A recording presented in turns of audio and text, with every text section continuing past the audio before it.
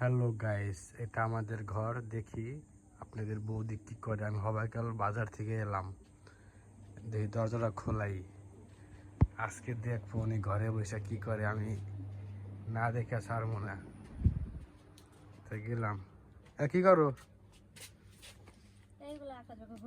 এই যে আকাম পায় না, খালি এইগুলো আমার কলম খাতা সব যায় এডগা।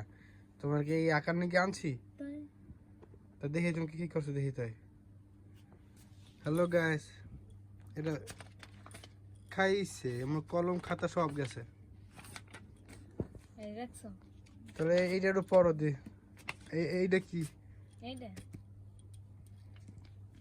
এটা পরো, শোনো সবাই রে। প্রেমের সিঁড়ি, প্রথম ধাপ, চোখে চোখ পড়া। প্রথমবার যেদিন তার সাথে চোখাচোখি হলো, বুকের ভিতরটা কেমন যেন করে উঠলো। দ্বিতীয় ধাপ, বন্ধুত্ব। কথা বলতে বলতে কখন যে বন্ধু হয়ে গেলাম টেরই পেলাম না।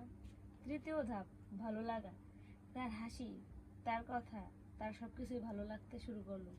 বুঝলাম এটাই প্রেমের শুরু। চতুর্থ ধাপ, মনের কথা বলা। সাহস করে একদিন বলেই ফেললাম, আমি তোমাকে ভালোবাসি। পঞ্চম ধাপ, বিশ্বাস। ভালোবাসা মানে শুধু মুখে বলা না, বিশ্বাস রাখা, সুখে দুঃখে পাশে থাকার নামই ভরসা। ষষ্ঠ ধাপ, প্রতিজ্ঞা। হাতটা ধরে কথা দেওয়ার, 7 জনম পর্যন্ত তোমার সাথে থাকবো। সপ্তম ধাপ, বিয়ের বন্ধন। আগুনকে সাক্ষী রেখে স্মৃতিতে সিঁদুর পরানো। এখান থেকে শুরু হলো আসল ভালোবাসার জীবন। আমি তোমার তো শীতে সিঁদুর পরাই নিয়ে আইছি, এটাই আমাদের সাত গল্প। পাকে বাদ দিয়া। তা আবার কি বাদাবো আমরে তুমি?